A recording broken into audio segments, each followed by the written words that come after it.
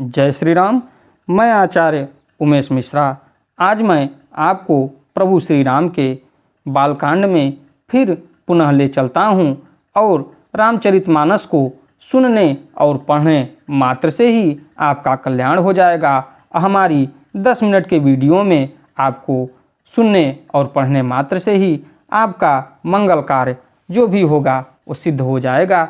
इसके साथ मैं थोड़ी सी सूक्ष्म बातों को लेके चलता हूँ। त्रेता युग में अगर देखा जाए तो अनेकों राक्षस जन्म लिए और श्री हरि के हाथों वो परलोक को सिधार गए। उसके उपरांत अगर देखा जाए तो कालनेमी का भी एक नाम ऐसा आता है जो कि इतिहास के पन्नों में अगर देखा जाए तो कालनेम एक ऐसा दानव था जो कि हरि युग में जन्म लिया और हरिनारायण के हाथों मरने के लिए इच्छुक भी था, क्योंकि उसको ये ज्ञात था कि हमारी मोक्ष होगी तो सिर्फ भगवान हरि के हाथों मृत्यु होने के पश्चात ही।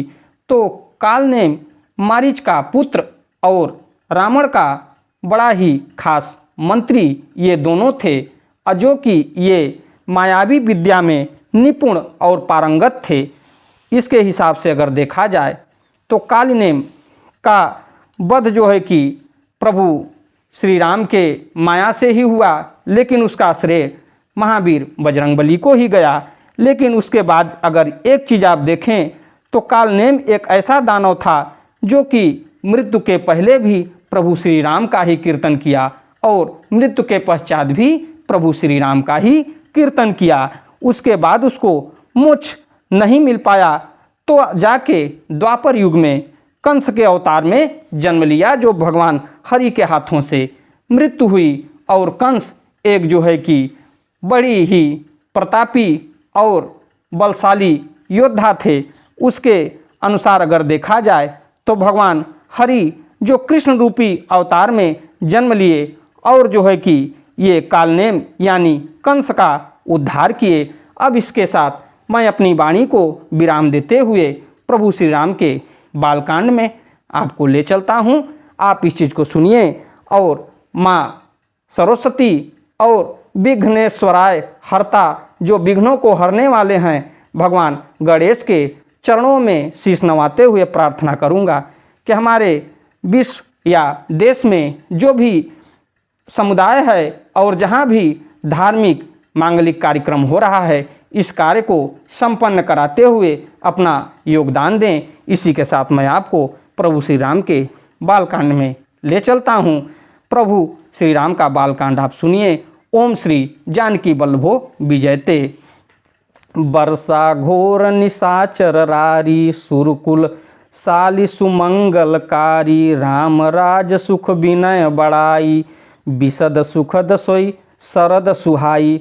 राक्षसों के साथ घोर युद्ध ही वर्षा ऋतु है, जो देवकुल रूपी धान के लिए सुंदर कल्याण करने वाली है। रामचंद्र जी के राज्यकाल का जो सुख विनम्रता और बड़ाई है, वही निर्मल सुख देने वाली सुहावनी शरद ऋतु है। सती शिरोमन सिय गुण गाथा सोई गुण अमल अनुपम पाथा भरत सुभाव सुशीतलताई सदा एक रस बरनी न जाई। सती शिरोमण सीता जी के गुणों की जो कथा है वही इस जल का निर्मल और अनुपम गुण है। श्री भरत जी का स्वभाव इस नदी की सुंदर शीतलता है, जो सदा एक सी रहती है और जिसका वर्णन नहीं किया जा सकता। दोहा अवलोकन बोलन मिलन प्रीति परस्पर हास भायप भल चहुबंधु की जल माधुरी सुबास। चारों भाइयों का परस्पर देखना बोलना मिलना, एक दूसरे से प्रेम करना हंसना और सुंदर भाईपन पना का इस जल की मधुरता और सुगंध है।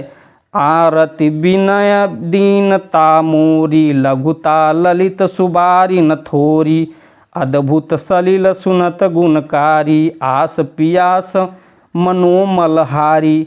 मेरा अर्थ भाव विनय और दीनता इस सुंदर और निर्मल जल का कम हल्कापन नहीं है, अर्थात अत्यंत हल्कापन है। यह जल बड़ा ही अनोखा है जो सुनने से ही गुण करता है और आशा रूपी प्यास को और मन के मैल को दूर कर देता है। राम सुप्रेम ही पोसत पानी, हरत सकल कलि कलुष गलानी। भव श्रम शोषक तोषक तोषा, समन दुरित दुख दारिद दोषा। यह जल श्री रामचंद्र जी के सुंदर प्रेम को पुष्ट करता है, कलयुग के समस्त पापों और उनसे होने वाली ग्लानि को हर लेता है, संसार के जन्म मृत्यु रूप श्रम को सोख लेता है, संतों को भी संतुष्ट करता है और पाप ताप दरिद्रता और दोषों को नष्ट कर देता है। काम कोह मद मोह नशावन, विमल विवेक विराग बढ़ावन। सादर मज्जन पान किए ते, मिटहि पाप परिताप हियते।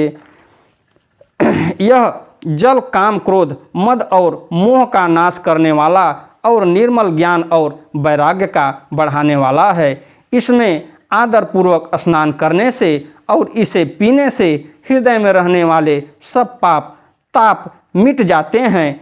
जिन्ह एहि बार न मानस धोए, ते कायर कलिकाल बिगोए। त्रिसित निरख रवि कर भव बारी, फिर ही हैं मृग जिमि जीव दुखारी।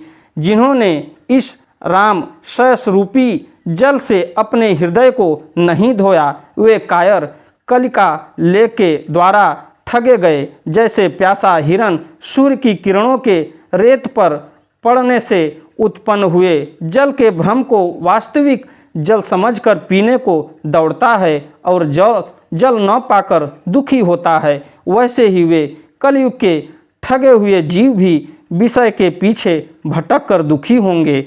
मति अनुहारी सुबारी गुण, गण गनि मन अनहवाई।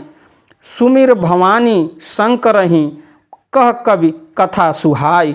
अपनी बुद्धि के अनुसार इस सुंदर जल के गुणों को विचार कर उसमें अपने मन को स्नान कराकर और श्री भवानी शंकर को स्मरण करके कवि तुलसीदास सुंदर कथा कहते हैं। अब रघुपति ही पद पंकरूह ही धरि पाई प्रसाद, कहें जुगुल मुनि वर्व्य कर मिलन सुभग संवाद। मैं अब श्री रघुनाथ जी के चरण कमलों को हृदय में धारण कर और उनका प्रसाद पाकर दोनों श्रेष्ठ मुनियों के मिलन का सुंदर संवाद वर्णन करता हूँ। भरद्वाज मुनि बसहि प्रयागा, तिन्हि राम पद अति अनुरागा। तापस समदस दम दया निधाना, परमारथ पथ परम सुजाना। भरद्वाज मुनि प्रयाग में बसते हैं, उनका श्री राम जी के चरणों में अत्यंत प्रेम है। वे तपस्वी निगृहित चित्त जितेंद्रिय दया के निधान और परमार्थ के मार्ग में बड़े ही चतुर हैं। माघ मकर गत रवि जब होई, तीरथ पति ही आव सब कोई। देव दनुज किन्नर नर श्रेणी, सादर मजहि सकल त्रिवेणी।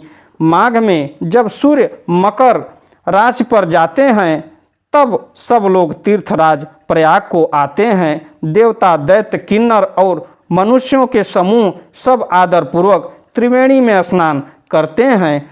पूजहि माधव पद जल जाता, परसि अक्षय बटु हर्षहि गाता। भरद्वाज आश्रम अति पावन, परम रम्य मुनिवर मन भावन। श्री त्रिवेणी माधव जी के चरण कमलों को पूजते हैं और अक्षय वट का स्पर्श कर उनके शरीर पुलकित होते हैं। भरद्वाज जी का आश्रम बहुत ही पवित्र परम रमणीय और श्रेष्ठ मुनियों के मन को भाने वाला है। इसी के साथ मैं अपनी वाणी को विराम देता हूँ। अगर हमारी वीडियो और रामचरितमानस आपको अच्छी लगे तो हमारी वीडियो को लाइक करिए, शेयर करिए, चैनल को सब्सक्राइब करिए। प्रभु श्री राम की कृपा आप पर बनी रहे। आपका दिन मंगलमय हो। धन्यवाद।